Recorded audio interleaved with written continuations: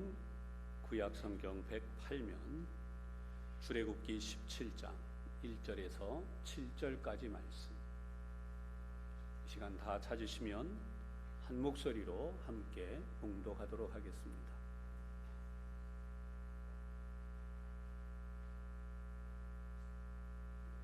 말씀을 봉독하겠습니다. 시작. 이스라엘 자손의 온 회중이 여호와의 명령대로 신광야에서 떠나 그 노정대로 행하여 르비딤의 장막을 쳤으나 백성이 마실 물이 없는지라. 백성이 모세와 다투어 이르되 우리에게 물을 주어 마시게 하라. 모세가 그들에게 이르되 너희가 어찌하여 나와 다투느냐? 너희가 어찌하여 여호와를 시험하느냐? 거기서 백성이 목이 말라 물을 찾으매 그들이 모세에게 매하여 원망하여 이르되 당신이 어찌하여 우리를 애굽에서 인도에 내어서 우리와 우리 자녀와 우리 가축이 목말라 죽게 하느냐? 모세가 여호와께 부르짖어 이르되 내가 이 백성에게 어떻게 하리이까? 그들이 조금 있으면 내게 돌을 던지겠나이다. 여호와께서 모세에게 이르시되 백성 앞을 지나서 이스라엘 장로들을 데리고 나일강을 치던 네 지팡이를 손에 잡고 가라. 내가 호렙산에 있는 그 반석이 거기서 내 앞에 서리니 너는 그 반석을 치라. 그것에서 물이 나오리니 백성이 마시리라. 모세가 이스라엘 장로들의 목전에서 그대로 행하니 그가 그곳 이름을 마사 또는 무리바라 불렀으니 이는 이스라엘 자손이 다투었음이요 또는 그들이 여호와를 시험하여 이르기를 여호와께서 우리 중에 계신가 안 계신가 하였음이더라. 아멘. 이 말씀이 먼저 큰 은혜가 되시기를 바랍니다. 오늘도 우리 양쪽에 앞뒤 있는 분들을 함께 축복하면서 인사하겠습니다. 오늘도 하나님 은혜가 충만하시기 바랍니다. 이 시간은 은혜를 베푸시는 하나님이라고 하는 제목으로 함께 은혜를 나누도록 하겠습니다. 하나님이 은혜를 베푸시는 것, 하나님은 어떻게 우리에게 은혜를 베푸시는가? 오늘도 이 말씀이 우리의 마음속에 은혜가 될 줄로 믿습니다. 인류가 이 양식과 함께 먹거리로 계속 필요한 것이 있다면 그것은 물이라고 생각이 됩니다. 유엔은 해마다 3월 22일을 물의 날로 정하고 전 세계가 물에 관심을 갖도록 그렇게 했습니다. 세계자원연구소가 주최한 연구에 의하면 한 나라가 소비하는 물의 양을 계산해서 나타낸 지수를 물 스트레스 지수다 이렇게 말합니다.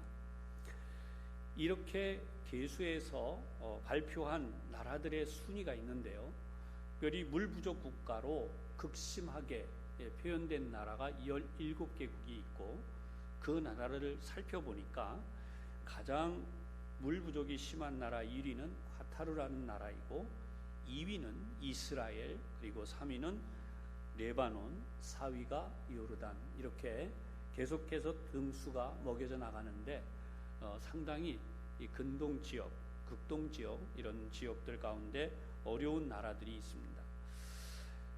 이스라엘 민족이 현재에도 2위에 해당할 정도로 물 부족 국가라면 그 옛날에는 어떻게 물이 부족했을까, 얼마나 어려웠을까라고 하는 것을 우리가 짐작을 할 수 있게 되죠. 오늘 말씀도 마실 물이 없어서 생명의 위협을 느끼면서 또 했던 그런 불평과 원망의 일, 그리고 하나님이 그것을 어떻게 해결하여 복으로 바꾸어 주시는가, 그 내용이 기록되어져 있습니다. 오늘 본문은 두 번째 물 사건이라고 할 수 있는데요, 출애굽 이후에 첫 번째 물에 대한 사건은 마라에서 일어난 일입니다. 마라에는 물이 있기는 있었습니다. 그런데 쓴 물이어서 사람이 먹을 수가 없었습니다. 그 물을 먹으면 생명의 위험을 느끼기 때문이죠. 그런데 이렇게 어려움을 느끼는 이 물에 대해서 이제 하나님이 역사하신 나무를 던져라 라고 하시는 명령에 따라 나무가지를 그 쓴물에 던졌더니 달게 되었다. 그래서 이 사건은 바로 예수님께서 십자가를 지시고 인류를 구원하심으로 온 인류를 이게 살아가는 인생, 구원의 길로 인도하시는 그 은총을 보여주는 단물의 사건이다. 생명수의 길로 인도하시는 사건이다 라고 하는 것을 보여주신 것이었습니다. 그런데 오늘 일어난 사건은 아예 물이 없어요. 쓴물이 됐든 단물이 됐든 아예 물 자체가 없는 사건입니다. 그런데 이러한 사건에서 하나님께서 물이 나게 하시는 귀한 역사를 보여주심은 하나님 앞에 원망하고 불평한 이스라엘 민족을 포기하지 않으시고 또 은혜를 베푸시는 하나님. 그래서 역시 은혜를 베푸시는 하나님이 어떻게 역사하시는지를 보여주고 계신 것입니다. 이스라엘 민족은 어떻게 하나님 앞에 또 잘못을 범하며 하나님의 뜻을 거스렸을까요? 오늘 1절에서 4절까지 나타나는 내용을 보면 백성들이 하나님을 향해 하는 원망이 나오고 또 이것으로 인하여서 지도자였던 모세가 하나님 앞에 부르짖는 그 광경이 나오고 있습니다. 오늘 성경 본문의 말씀을 1절을 다시 보십시다. 이스라엘 자손의 온 회중이 여호와의 명령대로 신광야에서 떠나 그 노정대로 행하여 르비딤에 장막을 쳤으나 마실 물이 없다라고 합니다. 하나님의 명령대로라고 이 말씀 속에 기록되어져 있습니다. 세상은 우리가 원하는 대로 사는 것이 아니라 하나님이 인도해 주시는 대로 살게 되어지는 것입니다. 오늘도 이 자리에 우리가 예배하러 나와 있지만 여러분의 인생을 한번 돌아보십시다.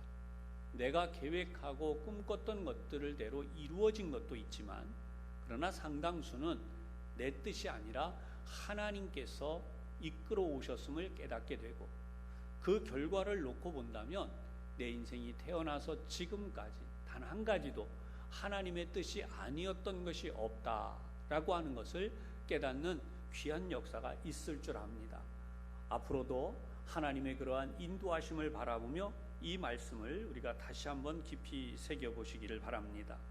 인생이 살아갈 수 있는 힘, 그것은 바로 하나님께서 창조하시는 능력과 은혜대로 살아가는 것이죠. 우리 인생은 광야와 같은 곳을 살고 있습니다. 누구나 느끼지만 내 인생이 광야 같은 시간을 보내고 있는 분들, 또 과거에도 그랬지만 앞으로도 광야 같은 일이 있을 수 있습니다. 그런데 이렇게 된 상황을 우리가 어떻게 이겨나갈까요? 바로 하나님의 입으로 나오는 말씀, 오늘 우리가 보고 있는 하나님의 인도하심을 따라 살아가야 되는 것입니다. 마태복음 4장 4절에 보면 사람이 떡으로만 살 것이 아니요 하나님의 입으로 나오는 모든 말씀으로 살 것이라 하였느니라. 세상은 경제 논리로 흘러가지만 우리는 하나님의 말씀으로 인도하심을 받아 살게 되어지는 것입니다. 이 하나님의 말씀이 우리를 이끌어 가심을 분명히 믿으시기를 바랍니다.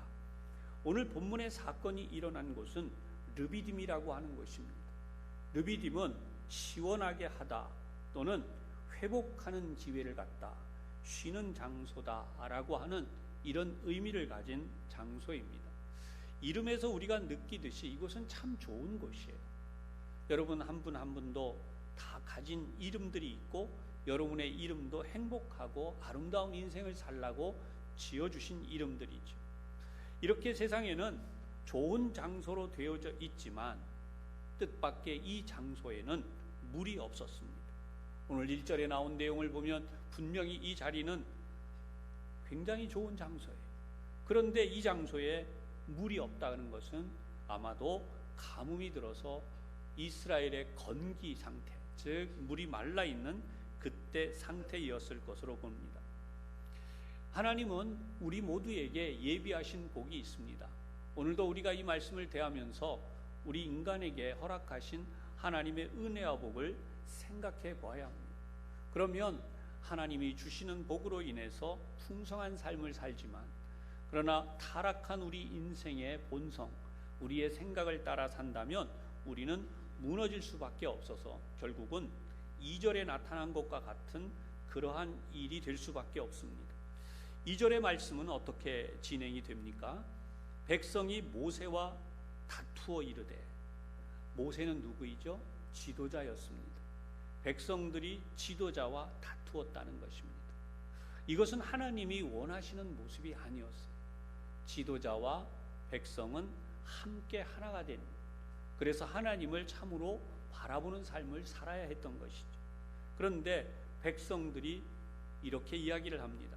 우리에게 물을 주어 마시게 하라. 인생의 문제를 해결해 주시는 분은 하나님이시죠. 그런데 모세에게 우리의 문제를 해결하라고 한 것입니다. 그러자 모세가 이렇게 답변합니다. 모세가 그들에게 이르되 너희가 어찌하여 나와 다투느냐. 지도자였던 모세와 다투는 것, 그것은 하나님의 뜻이 아니라는 것입니다. 이어서 모세가 이렇게 이야기하죠. 너희가 어찌하여 여호와를 시험하느냐. 이 성경에 나타난 다툰다고 하는 부분을 이제는 여호와를 시험하느냐라고 모세가 다시 이야기를 했어요. 어째서 이렇게 하느냐라고 하는 것은 잘못되었다는 것을 모세가 분명히 이야기하는 것입니다. 우리가 이 말씀을 통해서 우리 인생에서 하나님을 향해 믿음으로 살아가는 신앙생활에 잘못된 부분, 우리 스스로 고쳐야 할 부분들을 분명히 깨닫는 귀한 시간이 되시기를 주님의 이름으로 부탁합니다. 어찌하여 여호와를 시험하느냐라고 하는 이유는 무엇이냐 하면, 여러분, 우리가 오늘 보았던 17절의 말씀으로 내려가 보면 이런 내용들이 나오죠. 이스라엘, 우리 17절의 말씀, 7절의 말씀이죠. 17절이 아닙니다. 그가 그곳 이름을 마사 또는 무리바라 불렀으니 이는 이스라엘 자손이 다투었으며 또는 그들이 여호와를 시험하여 이르기를 여호와께서 우리 중에 계신가 안 계신가 하였음이더라. 하나님이 우리에게 안 계신다라고 하는 생각을 했다는 것이에요. 하나님이 우리에게 안 계신다고 생각하면 언제든지 우리는 원망하는 마음이 생기게 되어져 있습니다. 사랑하는 여러분, 하나님을 잘 믿는 믿음으로 다시 한번 우리의 마음을 새롭게 하기를 주님의 이름으로 부탁합니다. 그런데 이렇게 이스라엘 민족이 생각하고 있는 이 안타까운 마음, 당신이 어찌하여 우리를 애굽에서 인도해 냈느냐라고 원망을 합니다. 여러분, 이스라엘 민족을 인도한 것은 모세가 맞지만 그들이 하나님 앞에 기도했습니다. 하나님, 우리를 이 노예살이에서, 이 고통에서 우리를 건져 주시옵소서. 이스라엘 민족이 하나님을 향하여서 기도하며 기다렸던 세월이 400년이었습니다. 그런데 이렇게 긴 400년의 그 침묵을 깨고 하나님이 구원을 해 주셨는데, 그 구원해 주신 것에 대하여 큰 은혜를 알지 못하고 계속해서 이들은 원망을 하기 시작한 것이죠. 당신이 어찌하여 우리를 애굽에서 인도해 내어서라고 이야기를 합니다. 애굽에서 우리를 나오게 했으면 잘 되게 하고 풍성하게 하고 또 우리로 하여금 더 복을 누리도록 해야 되는데 왜 이런 상황이 되어지도록 하느냐라고 원망하는 것이 우리와 우리의 자녀들이 목말라 죽게 하느냐라고 3절에 말하는, 우리 가축이 목말라 죽게 하느냐, 우리 가족은 물론이지만 우리의 재산까지도 이제 다 손해보게 되었다라고 하는 이 원망의 말을 하고 있습니다. 성경에 등장한 이 사실에 대하여 모세는 해결할 방법이 없었어요. 사랑하는 여러분, 세상의 모든 사람들은 다 자기 인생을 해결할 방법이 없습니다. 또한 세상의 지도자들도 이야기를 하지만 우리 인간으로서는 해결하는 데에 한계가 있습니다. 모세는 하나님 앞에 이때 부르짖어 기도하기 시작합니다. 내가 이 백성에게 어떻게 하리까? 그들이 조금 있으면 내게 돌을 던지겠나이다. 이 돌을 던지겠나이다는 것은 한계에 부딪혔다는 것이죠. 백성들의 원망이 가라앉지 아니하고 이들이 점점 원망이 깊어져서 드디어 돌을 들어 지도자를 치게 생겼다고 하나님 앞에 매달립니다. 이때 하나님께서 역사하시는 손길을 나타내 주십니다. 그것이 바로 5절과 6절에 나타나는 말씀인데, 5절에 보십시다. 여호와께서 모세에게 이르시되 백성 앞을 지나서 이스라엘 장로들을 데리고 나일강을 치던 네 지팡이를 손에 잡고 가라. 나일강을 치던 지팡이는 하나님이 능력으로 사용하신 지팡이지만 인간적으로 보면 아주 평범한 지팡이였어요. 그가 양을 칠 때에 가졌던 바로 그 지팡이입니다. 그런데 하나님께서 그 지팡이 위에 역사하신 것이죠. 오늘도 하나님의 말씀을 대하는 교우 여러분, 우리의 인생에는 아주 평범한 삶을 살 수밖에 없는 것들로 가득합니다. 하지만 하나님의 말씀 앞에 서면 그 말씀의 역사하심이 우리에게 임하면 이런 놀라운 은혜를 이룰 수 있는 줄로 믿으시기를 바랍니다. 백성을 지나서 이스라엘 장로들을 데리고 가라라고 하는 것은 하나님께서 백성 앞에서 하나님의 뜻을 담대히 행하라라고 하는 말씀으로 해석할 수 있습니다. 장로들은 이스라엘의 지도자들이었습니다. 하나님께서 모세 혼자 가라고 하신 것이 아니라 바로 지도자들과 함께 백성들 앞을 지나서 하나님의 뜻을 행하기 위하여 전진해 가라고 하는 말씀을 하고 있습니다. 이때 하나님이 하신 놀라운 역사가 6절에 이렇게 나타납니다. 내가 호렙산에 있는 그 반석 위 거기에서 내 앞에 서리니 너는 그 반석을 치라. 그것에서 물이 나오리니 백성이 마시리라. 모세가 이스라엘 장로들의 목전에서 그대로 행하니라. 아멘. 내가 호렙산에 있는 그 반석 위 거기서 내 앞에 설 것이다. 하나님께서 우리를 부르실 때에 우리는 하나님 앞에 서야 합니다. 여러분, 이것을 코람데오라고 말하죠. 하나님 앞에 설 때에 우리는 우리의 부족함 또 우리의 연약함을 그대로 가지고 서는 것입니다. 그리고 여기에 중요한 것은 우리가 하나님의 인도하심을 따라 사는 존재임을 고백하는 것입니다. 그런데 여기에는 절대 복종과 절대 헌신이 필요하고 그러한 것을 보여주는 것입니다. 근데 오늘 성경을 보면 반대로 하나님은 이렇게 말씀하세요. 내가 그 자리에 서 있겠다. 할렐루야. 그 반석이 거기서 내 앞에 설 것이다. 그런데 반대의 말씀을 하세요. 그 반석을 치라. 지팡이로 하나님이 진노하셔서 쳐야 할 대상은 이스라엘 백성들이었어요. 그래서 이스라엘 백성들이 하나님 앞에 책망을 받고 그 잘못된 것에 대하여 회개해야 되는 것입니다. 그런데 하나님께서 놀라우신 역사를 나타내 주시죠. 그것은 바로 이스라엘 백성이 아니라 하나님 자신을 거기에서 치신 것이 바로 이 반석을 치시는 사건입니다. 오늘 성경에 나타난 이 내용을 보면 하나님이 직접 스스로 자신을 치신 것으로 볼 수 있습니다.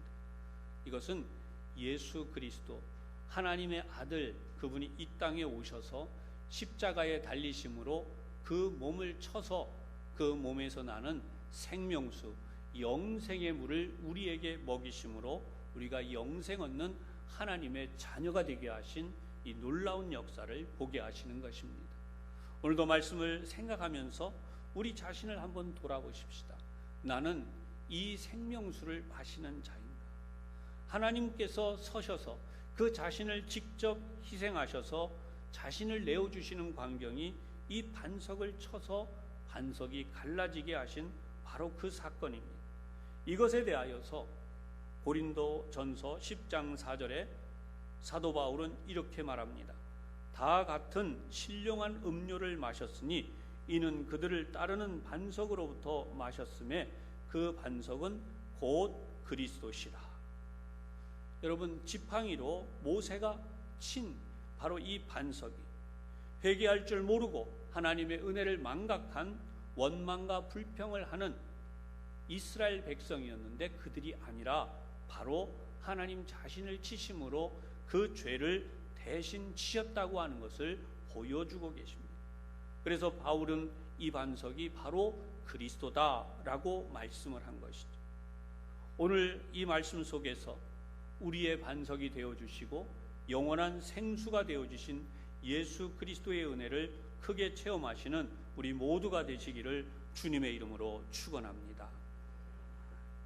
이사야 55장 1절에 보면 주님이 하신 말씀이 이렇게 나와 있어요. 너희 목마른 자들아 물러 나오라. 돈 없는 자도 오라. 너희는 와서 사 먹되 돈 없이 값 없이 와서 포도주와 젖을 사라. 그리고 성경의 마지막 책이라고 할 수 있는 요한계시록 22장 17절에 이 말씀이 있습니다. 듣는 자도 오라 할 것이요 목마른 자도 올 것이요 또 원하는 자는 값없이 생명수를 받으라 하시더라. 세상의 모든 주관자가 되시는 하나님께서 목마른 모든 인생을 부르시는 말씀, 요한복음 7장 37절에 누구든지 목마르거든 내게로 와서 마시라 라고 말씀했습니다. 오늘 이제 말씀을 정리해 보겠습니다. 사랑하는 교우 여러분, 마사 또는 무리바라고 하는 이 표현이 7절에 나와 있고 이 말씀이 이렇게 기록됩니다. 그곳 이름을 마사 또는 무리바라 불렀으니 이는 이스라엘 자손이 다투었으며 또는 그들이 여호와를 시험하여 이르기를 여호와께서 우리 중에 계신가 안 계신가 하였음이더라. 오늘도 우리가 신앙생활하면서 2023년을 넘어가면서 여러분의 인생에서 여러분의 삶의 자리에서 하나님이 계신가 안 계신가 시험하는 그런 일이 없기를 바랍니다. 마사와 무리바는 마사는 시험하다라는 뜻이고 무리바는 다투다라고 하는 뜻을 가지고 있습니다. 하나님과 우리가 함께 하지 못하고 하나님의 뜻에 순종하며 하나님의 뜻을 향해 가지 못하고 또 우리들끼리도 다투고 싸우는 일이 있어서는 안 됩니다. 무엇 때문에 다툼이 있습니까? 하나님께서 우리 중에 계신가 안 계신가 라고 하는 하나님의 존재를 의심할 때 그렇습니다. 오늘도 하나님 앞에서 믿음을 가지는 우리 교우들이 되시기를 주님의 이름으로 부탁합니다. 예수님의 제자 중 도마는 눈에 보이는 것만 믿으려 했습니다. 그렇기 때문에 주님께서는 보지 않고도 믿는 자가 복되다라고 선언을 하십니다. 히브리서 11장 1절에 보면 믿음은 바라는 것들의 실상이요 보이지 않는 것들의 증거라고 말씀을 합니다. 비록 우리 눈앞에 보이는 증거가 없을지라도 하나님이 우리와 함께 계심을 믿고 그 말씀을 따라 순종하는 온전한 삶을 사시기를 주님의 이름으로 부탁합니다. 인생의 문제는 역사상 크고 작은 문제도 있지만 우리 모두에게 있는 이런 모든 문제들이 계속해서 존재하는 것입니다. 그러므로 이스라엘만의 문제가 아니라 내 문제, 우리의 문제임을 생각하시고 오직 모든 문제의 해결자가 되시는 하나님을 온전히 찾으시기를 바랍니다. 하나님의 은총이 주어진 사람들, 그것은 하나님이 베풀어 주신 사랑을 받는 사람들입니다. 이스라엘 민족은 원망과 불평을 계속했기 때문에 그들에게 하나님이 은혜를 베푸실 이유가 없었습니다. 그럼에도 불구하고 하나님께서는 자기 자신을 치심으로써 반석이 되어 주셔서 그 반석에서 나오는 샘물로 모든 풍성함을 누리게 하여 주셨는데 이것은 모든 인류가 구원받을 수 있는 것을 예표한 말씀인 것입니다. 르비딤은 조그마한 물이 흘러나온 것이 아닙니다. 반석에서 깨어져서 이 반석에서 흘러나온 물은 모든 그 르비딤 일대를 적시는 풍성한 생수의 강물이었습니다. 시편 105편 41절에 보면 반석을 여신즉 물이 흘러나와 모든 땅에 마른 땅에 강같이 흘렀으니 그랬어요. 이 메마른 땅에 강물같이 흘러가는 하나님의 역사가 있었던 것입니다. 주님도 친히 말씀하시기를 요한복음 10장 10절에 도둑이 오는 것은 도둑질하고 죽이고 멸망시키려는 것뿐이다. 그러나 내가 온 것은 양으로 생명을 얻게 하고 더 풍성히 얻게 하려는 것이다 라고 말씀을 했습니다. 사랑하는 여러분, 오늘 우리가 이런 하나님의 인도하심에 대하여 믿음을 가지시기를 주님의 이름으로 부탁합니다. 히브리서 11장 6절의 말씀입니다.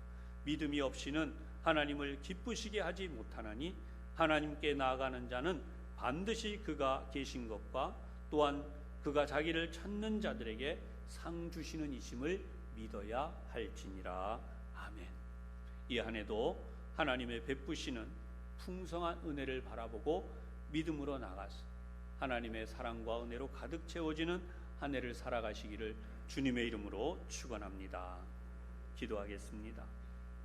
은혜를 베푸시는 하나님, 은혜 받을 수 없는 존재였던 이스라엘 민족을 사랑하시고 하나님의 그 크신 사랑과 은혜를 베푸심으로 저희 모두 이 베푸신 사랑과 은혜가 무엇인지 알게 하여 주시니 감사드립니다.